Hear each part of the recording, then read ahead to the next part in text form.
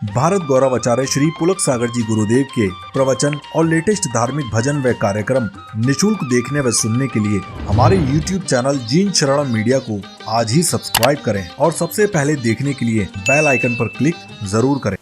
कोई भगवान कोई महापुरुष जीवन में नशा नहीं किया करता है। ये नशेड़ियों ने भगवान को नशा का रूप दे दिया है। ध्यान रखना, जिन्हें पीना है वो भगवान का नाम लिया करते हैं। और मैंने कहा चल छोड़, भोलेनाथ ने भांग पी, बोले पी। तो मैंने कहा तू उनका भक्त है? बोले हाँ। मैंने कहा कट्टर भक्त है? बोले कट्टर भक्त हो। मैंने कहा भोलेनाथ महादेव का भक्त है? बोले हाँ। तो बोले इसलिए तो शराब, इसलिए तो मैं गांजा पीता हूं, इसलिए तो भांग पीता हूं। मैंने कहा मैंने तो कहीं भोलेनाथ का चरित्र ऐसा पढ़ा नहीं है कि वो नशा करते हों, लेकिन एक बात बता बाबा। बोले क्या? मैंने कहा भोलेनाथ ने भांग पी तो तू भी भांग पीता है? बोले हाँ। तो मैंने कहा एक बार भोलेनाथ ने जहर पिया था, बोल तू उनका भक्त है, पी करके बताएगा एक बार जहर। ध्यान रखना, महादेव की भांग याद करते हो और महादेव का जहर याद नहीं किया करते हो। एक बात याद रखना, जब समुद्र मंथन हुआ था अमृत भी निकला था और जहर भी निकला था। जब जब अमृत निकला तो देवताओं ने प्याले बढ़ा दिए, अमृत हम पिएंगे, अमृत हम पिएंगे। कोई ने अमृत पिया, जब जहर निकला सबके प्याले पीछे हो गए। ध्यान रखना, ऐसा वैदिक कथाओं में लिखा हुआ है, सबके प्याले पीछे हो गए। क्यों पूछा ये जहर कौन पिएगा वरना सृष्टि नष्ट हो जाएगी। जब सब पीछे हो गए तो शिव जी ने कहा लाओ मैं जहर पिया करता हूं, दुनिया के लिए हम जहर पिया करते हैं। शिव ने जहर पिया और नीलकंठ हो जाया करते हैं। ध्यान रखिए, मैं पुलक सागर कहता हूं, अरे जो अमृत पीते हैं वो देव कहलाते हैं, और जो जहर पीता है वो महादेव कहलाया करते हैं। ध्यान रखिए, उन्होंने जहर पिया। ध्यान रखना, पियो, बनो भोलेनाथ के भक्त, पियो जहर। ध्यान रखना, और ऐसे शराबियों को तो बहुत जल्दी पी लेना चाहिए, ये जहर आपके लिए बना हुआ है। मान्यवर आपसे निवेदन है मेरा, ऐसे ऐसे तर्क देते हो अपनी कमजोरियों को छुपाने के लिए। मान्यवर, एक संत थे, उन्होंने एक शहर में शराब पे बहुत अच्छा प्रवचन किया। समाज के लोग बहुत खुश हुए कि संत जी आपने बहुत अच्छा व्यसन पे बोले। लेकिन प्रवचन के बाद मालूम है क्या घटना घटी? पंडाल के बाहर एक शराबी कीचड़ में शराब पी के पड़ा है। अरे लोगों ने कहा महाराज उधर तुम प्रवचन कर रहे, वहां शराबी डला है। संत ने कहा मैं क्या कर सकता हूं। पंचों ने पता किया कि देखो तो कौन है सत्संग के बाहर शराब पी के पड़ा। मालूम है जब लोगों को पता पड़ा तो पंचों के तो सर बाल उड़ गए, उन्होंने तो कान खड़े हो गए। मालूम है वो कौन था? उस संत का भाई था। अरे पंचों ने कहा बाबा जी या तो ऐसे प्रवचन बंद करो या इस भाई को यहां लिटाना बंद करो, ये पड़ा रहता क्या असर होगा? शराब समाज में हम क्या मुंह दिखाएंगे कि संत शराब पे प्रवचन करते हैं और भाई शराब पी के वहां पड़ा रहता है। संत ने कहा कोई बात नहीं, कोई बात नहीं, चिंता नहीं। समाज ने कहा कल से या तो प्रवचन बंद होगा या शराबी आना बंद होगा। संत ने कहा नहीं, वो भी आएगा और प्रवचन भी होगा। बोले ऐसे कैसे हो सकता है? आप अपने घर के भाई को नहीं सुधार पाए, दुनिया को सुधारने का काम कर रहे हैं, ये क्या मतलब है आपके संत बनने का? संत ने कहा चिंता मत करो, देखते हैं कल आता है कि नहीं आता है। कल प्रवचन हुआ, शराबी फिर वहीं पड़ा पी करके। संत से कहा भाई संत जी बहुत इज्जत खराब हो रही है समाज की, आप बंद करो ये प्रवचन। संत ने कहा नहीं, वो शराब पी के पड़ा है और मैं मानता हूं कि मेरा भाई है, लेकिन एक बात याद रखना, जो काम मैं कर रहा हूं वही काम वो कर रहा है। अरे लोगों ने कहा कि तुम भी पीते हो क्या बाबा जी? बोले नहीं मैं पीता नहीं हूं, लेकिन प्रवचन वो भी कर रहा, प्रवचन मैं भी कर रहा हूं। नांदगांव वाले एक बात ध्यान रखना, संत ने कहा कि मैं लोगों को बोल बोल के सुधारता हूँ, मैं लोगों को बता बता के सुधार रहा हूँ और वो लोगों को दिखा दिखा के सुधार रहा है। ध्यान रखना, मैं थ्योरी हूँ, वो प्रैक्टिकल है। वो कह रहा देखो शराब पियोगे तो जिंदगी में ये दशा हो जाए, वो प्रैक्टिकल है, वो प्रैक्टिकल दिखा रहा। एक शराब पीना वाला भाई नाली के किनारे पड़ा रहता है और प्रवचन करने वाला भाई सिंहासन पर जाकर बैठ उपदेश।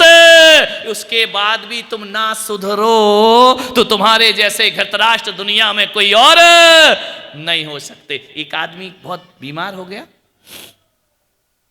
मुल्ला नसरुद्दीन ने शराब पी ली, शराब के नशों में दूत हो गया। सूख के कांटा हो गया। बीमार था, मालूम है, इतना बीमार कि शराब से उसका जीवन बर्बाद हो गया। मान्यवर, एक आग्रह बड़ी विनम्रता से कर रहा हूं, जीवन को इतना पवित्र बनाना, जब गंदे मंदिर में, जब गंदे स्थान पर तुम बैठना पसंद नहीं करते हो, तो गंदे मंदिर में भगवान बैठना कैसे पसंद करेगा। अब देह के देवालय को इतना पवित्र बनाओ कि इसमें परमात्मा आकर बैठे। वैदिक परंपरा में कहा कि विष्णु जी क्षीर सागर में लेटे हुए हैं, शेषनाग की सैया पर, ध्यान रखना। पूछा गया कि इसका मतलब क्या है, तो बोले इसका मतलब यही है, जो अपने हृदय को क्षीर सागर जैसा पवित्र बना लेता है, वहां परमात्मा आकर विश्राम किया करते हैं। ध्यान रखिए, जो अपने मन को क्षीर सागर सा पवित्र बना लेगा, भगवान उसमें विश्राम किया करते हैं। मालूम है, माता के 16 स्वप्न में क्षीर सागर आता है। भगवान कभी गर्भ में नहीं आए, लेकिन 16 स्वप्न में क्षीर सागर है। वह क्षीर सागर आकर माता के चित्त को पवित्र कर दिया करता है। स्वप्न का फल होता है कि उसके गर्भ में कोई तीर्थंकर जैसी आत्मा आ जाती है। शराब के नशों में, मसाले में, गुटके में यदि मन को अपवित्र करोगे, कोई भी परमात्मा तुम्हारे हृदय में आने वाला मंदिर में होगा, लेकिन मन में भगवान आने वाला नहीं है। एक निवेदन है, एक जगह पार्टी हो रही थी। डायोजनीज एक विदेशी फिलॉसफर है, वह भारत आया और उसके स्वागत में विदेश से शराब मंगाई गई। उसका पैमाना भरा, डायोजनीज ने देखा, शराब का पैमाना फेंक दिया। भारतीय लोगों ने सोचा यार कुछ कचरा मचरा आ गया होगा। दूसरा पैमाना भरा, उसने देखा, फेंक दिया। तीसरा पैमाना भरा, उसने देखा, फेंक दिया। भारत के लोगों ने कहा इतनी महंगी शराब आप इसे ऐसे फेंक रहे मिट्टी में, इसमें क्या है, कोई कचरा है, गंदगी है?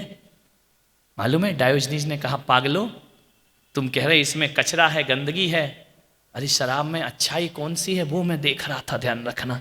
तुम तो गंदगी की बात करते तो खुद गंदी है। तो बोले आपको नहीं पीना तो मत पियो, मिट्टी में क्यों मिला रहे हो? मालूम है, भारत के लोगों से उस डायोजनीज जैसे फिलॉसफर ने कहा कि इसके मिट्टी में मिलाना बहुत जरूरी है। यदि इसे मैंने मिट्टी में नहीं मिलाया तो एक दिन ये पूरे हिंदुस्तान को मिट्टी में मिलाकर रख देगी। अरे शराब हमें मिट्टी में मिलाए उससे पहले हमें शराब को मिट्टी में मिला देना चाहिए। एक आदमी बीमार हो गया, ठाकुर के पास पहुंचा। ठाकुर साहब मैं बहुत बीमार हूं। ठाकुर ने कहा इलाज करा ले। बोले सब करा लिया? सब करा लिया? बोले हाँ। टेस्ट करा ले? सब हो गए, ब्लड टेस्ट हो गए, सारी जांच हो गई, बीमारी जाती नहीं है। तो ठाकुर ने मालूम है क्या कहा? ठाकुर ने कहा एक काम कर। बोले क्या? बोले दारू पी ले।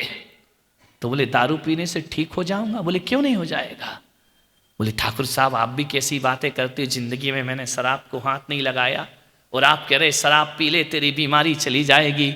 ठाकुर ने कहा बिल्कुल गारंटी से तेरी बीमारी चली जाएगी। बोले चली जाएगी, कैसे गारंटी ले रहे हो? ठाकुर ने कहा मुझे देख, मुझे देख, जब दारू पीने से मेरी ठकुराई चली गई तो मूर्ख तेरी दो कौड़ी की बीमारी नहीं जाएगी। अरे पी ले दारू, बीमारी भी जाएगी और तू भी दुनिया से चला जाएगा। ध्यान रखना, हरियाणा में शराब पे पाबंदी लगी, 6 महीने बाद सरकार को हटाना पड़ी। क्या करें, सरकार भी क्या करे, पीने वालों की जमात लगी हुई है। ध्यान रखना, जैसे ही बंद करते शराब और महंगी हो जाया करती है, ब्लैक में बिकना प्रारंभ हो जाया करती है। गुजरात में शराब पाबंदी है, ब्लैक में बिका करती है। ध्यान रखना, क्या करे सरकार, पीने वालों की जमात लगी है। मालूम है हरियाणा में पाबंदी लगी, महिलाओं ने आंदोलन छेड़ दिया, सड़कों पर उतर आई महिलाएं, डंडे लेकर उतर आई, सब शराब की दुकानें तोड़ दी, शराब की बोतलें तोड़ दी। वहां के मुख्यमंत्री को शराब पर पाबंदी लगाना पड़ी। 6 महीने बाद पाबंदी हटाना पड़ी। क्या कर सकते हैं? बोले क्यों? बोले जो बाहर से बिक रही थी वो पीछे से बिकने लगी है, धनो दिन ब्लैक में शराब बिकने, कमाई हो गई दारू के ठेकेदारों की। मालूम है, दो बैठे थे शराबी, उनने कहा यार जब से शराब पे पाबंदी लगी है तब से मन ही नहीं लगता है, क्या करें, अपन काम क्या करें। शराबी थे, बोले करें क्या, बोले यार एक महिलाओं का सत्यानाश हो जाए, इन्होंने हमारी शराब बंद करा दी है, अब जिए तो कैसे जिए। तो मालूम है दूसरा शराबी कहता अब क्या करेगा बेटा, सरकार ने पाबंदी लगा दी है, राम राम बोल, भगवान का राम का नाम ले, और क्या कर सकते हैं। बोले यार बहुत कोशिश करता हूं। बोले क्यों, बोले जब भी बोलता हूं राम राम मुंह से रम ही रम निकलता है, राम तो निकलता ही नहीं। जिसने जिंदगी भर हराम की खाई वो राम का क्या जाने। ध्यान रखना, मान्यवर, सोचना है, विचार करना है।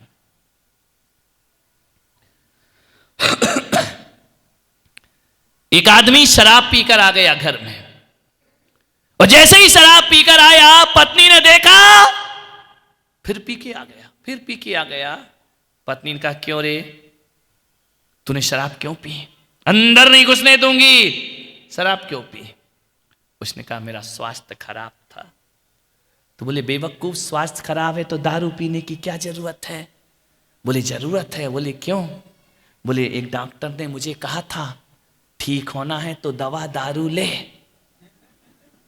समझ गए क्या। तो बोले दवाई तो मैं मेडिकल से ले आया, और उसने बाद में कहा था दारू ले, तो मैंने दारू भी पी ली। पत्नी ने कहा धन तेरा सत्यानाश हो, तू दवा दारू दोनों ले आया, दूसरे दिन पट्ठा फिर पी कर आ गया। पत्नी ने कहा आज क्यों पिया। बोले तबीयत ठीक ही नहीं हो रही है। तो बोले मेडिकल डॉक्टर के पास गया था, उसने कहा था दवा दारू ले ले। तो बोले आज पी के क्यों आया। बोले आज आयुर्वेदिक के पास गया था, आयुर्वेदाचार्य के पास। तो बोले क्या हुआ। बोले उसने कह दिया आज वाइन ले। कुछ लोगों को घर में जाके समझ में आएगा, अजवाइन, उसने संधि विच्छेद कर दिया, आज वाइन ले। बोले पी के आ गया मैं, तबीयत ठीक नहीं हो रही। तीसरे दिन फिर पी के आ गया। पत्नी ने कहा अब क्यों पी के आया। बोले तेरे बाप की याद आ गई। बोले मेरे बाप की याद क्यों आ गई। बोले जब हम दोनों ने शादी की थी तेरे बाप ने आशीर्वाद दिया था, क्या बोला था कि बेटा अब मैं जिस चिंता से मुक्त हुआ, अब तुम दोनों मिलकर घर वार चलाओ, घर तू चला रही है। विचार करिए, सोचना है आपको। जाम पर जाम पीने से क्या फायदा, रात चढ़ेगी सुबह उतर जाएगी। अरे प्रभु नाम का पीला प्याला पी ले, तेरी जिंदगी संवर जाएगी। ध्यान समय हो गया है आपका, 10:10 हो रहे हैं। 4-5 दिन आपके शहर में रहा, आपने बड़े सम्मान से बड़े इज्जत से मुझे सुना। सुबह शाम दौड़े चले आए, दोपहर को दौड़े चले आए। एक फिजा बदली, एक समय बदला, लोगों का चिंतन बदला। मैं इतना ही कहना चाहता हूं कि कुछ और करो या ना करो, हर युवा ये संकल्प ले ले, हम जिंदगी में हर परिस्थिति में हर हाल में जी लेंगे, लेकिन कभी नशा अपनी जिंदगी में नहीं करेंगे। ध्यान रखना। हर बेटी ये संकल्प ले ले, हम मर्यादा से बढ़ करके फैशन में नहीं जाएंगे। हर बेटी अपना चरित्र, अपने घर की इज्जत बचा के रखे। मैं नहीं चाहता कि तुम बड़ी बड़ी तपस्या करो, मैं नहीं चाहता, आपसे अपेक्षा नहीं रखता हूं कि बड़े बड़े मंदिर बनाओ, मैं ये भी नहीं चाहता हूं कि रात दिन भगवान की माला फेरो।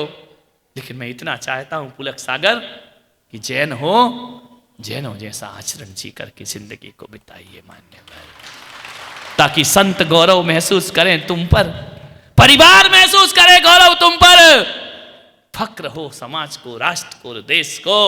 मान्यवर जिंदगी को बहुत सही तरीके से जी लो। ये जिंदगी बार बार नहीं मिला करती है, इस जिंदगी को पवित्र बना करके जियो।